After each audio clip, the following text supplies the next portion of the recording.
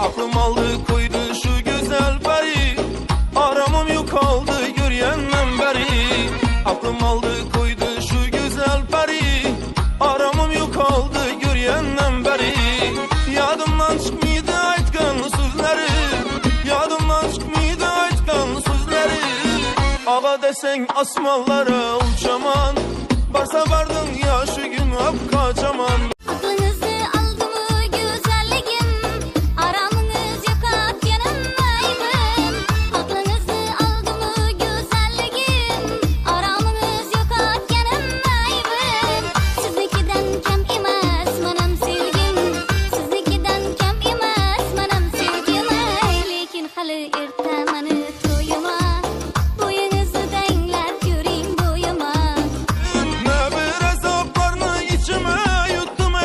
Kaçan gelirken de intizar gittim. Bir sen üçün şunça kızını unuttum, bir sen üçün şunçasından vazgeçtim. Ağa desen asmallara uçaman, varsa vardın ya şu gün hep kaçaman.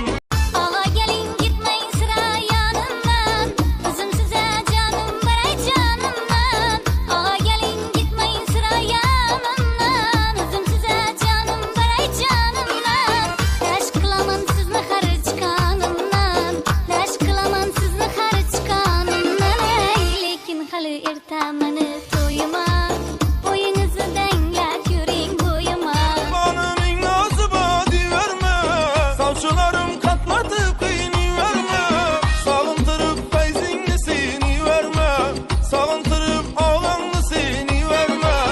Ağa desen asmallara uçaman, varsa vardın ya şu gün hep kaçaman.